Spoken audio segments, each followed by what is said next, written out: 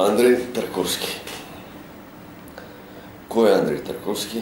Се разбира, Андрей Тарковски е најголемиот руски режисер од советската ера, а воедно е еден од најзначајните европски и светски режисери во историјата на кинематографијата. Зошто е толку значаен Андрей Тарковски? Пред се големиот мак на европскиот филм и на светскиот филм, шведскиот режисер Ингмар Бергман во една прилика, опишувајќи го делото на Тарковски, ќе рече дека Тарковски за него е најголем, затоа што успевал да го фати животот како привид, животот како сон. Значи, во филмовите на Тарковски успевал да го фати животот како сон. Од тие причини за Бергман Тарковски е најголемиот режисер.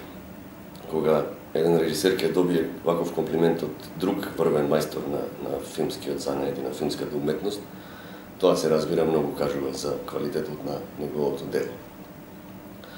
Се разбира, постои уште една друга причина заради која Тарковски е веројатно најголемиот или еден од најголемите режисери во историјата на светската кинематографија. Постојат повеќе автори, меѓу кои секако спаѓа споменатиот Бергман, понатаму Бунјуел, Фелини, Антониони, јапонците Куросава, Мизогучи, така натаму Озу и другите, кои во својот опус имаат повеќе ремек дела. Значи, повеќе од нивните филмови се вистински ремек дела, што заслужуваат големо внимание на сите љубеници во филмската уметност. Но кај Тарковски случајот е поразличен, затоа што тој во неговиот опус има снимено само 7 долгометражни филмови.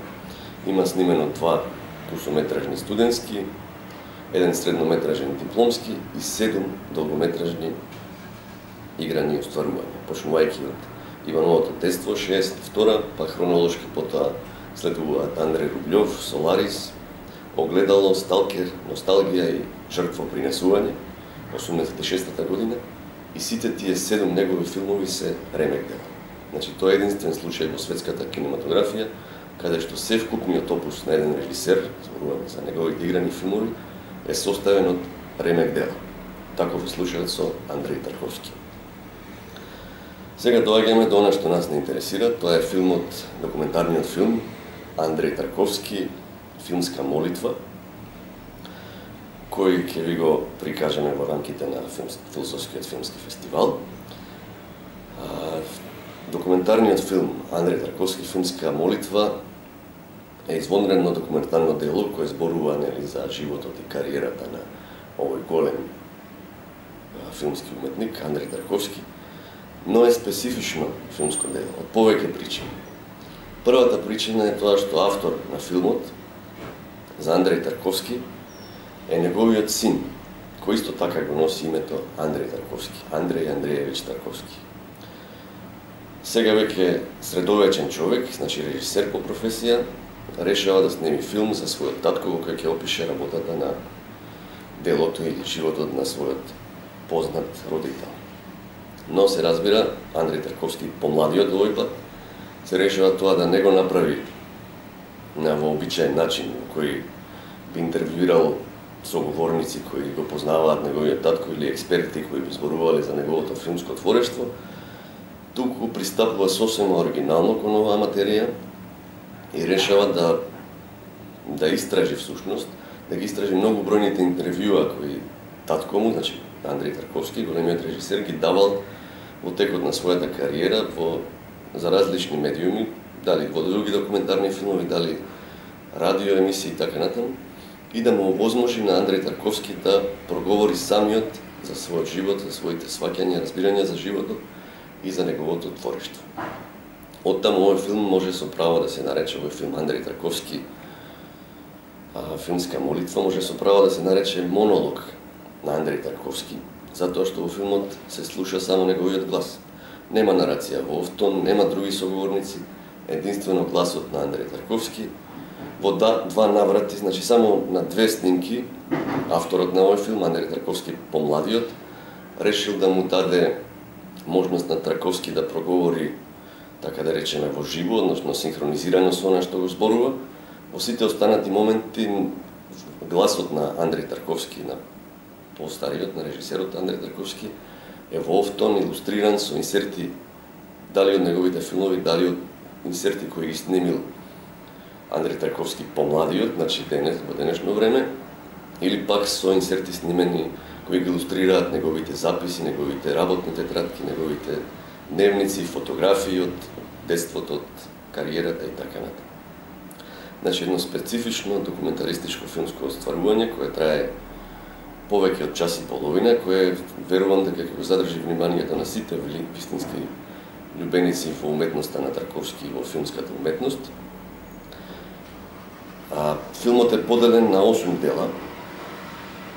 8 дела кои ги следат, да речеме, периодот од детството на Тарковски, неговото раѓање од 32 година во Запорожје, потоа хронолошки, следејќи го текот на неговата кариера во кој се споменуваат овие 7 филмови во кои тој подробно ги толкува аспектите на секој од нив, за на крај да заврши со заклучок, нели, во деновите во кои Тарковски го заврши својот живот во Париз во 86-та година и претходно неговиот живот во емиграција во Италија, во Фиренца, кога решава да го напушти Советскиот сојуз заедно со неговата сопруга Лариса, мајката на режисерот на овој документарен филм.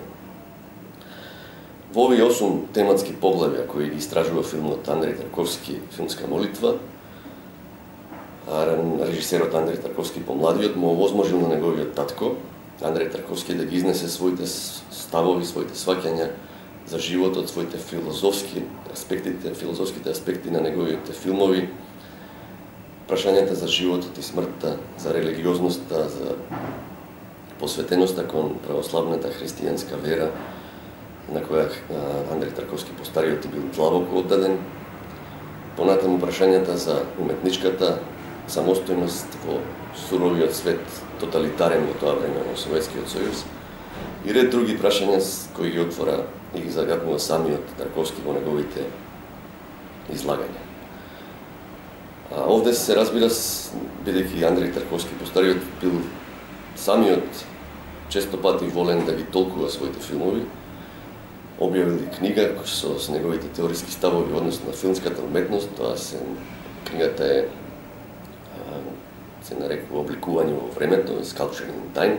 Прво била публикувана на англиски јазик, дури потоа на руски. Во таа книга Обликување во времето Тарковски ги дава основните поставки на неговата филмска уметност, дека е битно она што тој го сметна за разлика од монтажната школа на Айзенштајн и останатите руски теоретичари, Довженко, Пудовкин и така натаму, смета дека токму во кадарот за време на снимањето филмот може да го фати ритамот на времето и така да го конзервира времето. Тоа го практикувал во неговите филмови многу често, затоа неговите филмови се составени од толку долги кадри секвенци, некогаш 9-10 минутни кадри секвенци, особено во Носталгија и жртвопринесување, но и во претходните филмови. Така што оваа стилска постапка на некој начин ја продолжува и неговиот син, значи Андреј Тарковски помладиот, кој во овој документарен филм го се разбира тенденциозно, темпото на нарацијата го прилагодил на темпото на нарацијата на филмовите на неговиот татко. Оттаму овде, значи, во едно, така да речеме, контемплативна атмосфера може да се проследат сите аспекти на таа трансцендентна метафизичка уметност на Андреј Тарковски. Не е неважно да се спомене дека во овој филм, исто како и во дел од филмовите на Тарковски, особено во неговиот најавтобиографски филм Огледало, се користи поезијата на Арсени Тарковски, големиот руски символистички поет, кој бил татко на Андреј Тарковски постариот и дедо на режисерот на овој документарен филм. Арсени Тарковски оставил значајна трага во историјата на руската книжевност и се разбира влијал во многу што сваќањата на Тарковски постариот во однос на уметноста и на животот, во неговата поврзаност со руската традиција и култура, во неговата поврзаност на крај со духовните аспекти на животот. Оттаму Тарковски во овој филм ќе ги спомене на некој начин своите, би било погрешно да се рече, модели, но во секој случај уметници кои ги почитува и ги цени. Тоа се Роберт Бресон во рамките на филмската уметност, Лав Толстој во рамките на литературата, Леонардо да Винчи во рамките на ликовната уметност и Јохан Себастијан Бах во музиката. Значи, тоа се четворицата автори кои оставиле најтрајно, најдлабоко влијание врз творештвото на Тарковски. Се разбира, постојат и други многу мина, да не ги набројуваме сега, но ова се четворица кои според неговите зборови оставиле најдлабока трага во неговата уметност. Оттаму овој филм, Андреј Тарковски, филмска молитва, најискрено го препорачувам за да го погледнете во рамките на ова издание на Филозофскиот филмски фестивал, на ова онлайн издание на Филозофскиот филмски фестивал. Се разбира, би било добро доколку предходно повеќето од вас ги имаат погледнато барем дел од филмовите на Тарковски, тогаш полесно би можеле да ја следат нарацијата на овој документарен филм и да се движат низ неговите лабиринти, но од друга страна и оние што го немаат тоа искуство, што ги немаат погледнато филмовите на Андреј Тарковски, верувам дека овој филм ќе ги испровоцира да го направат тоа во следниот период. Ви посакувам добра проекција и ве поздравувам.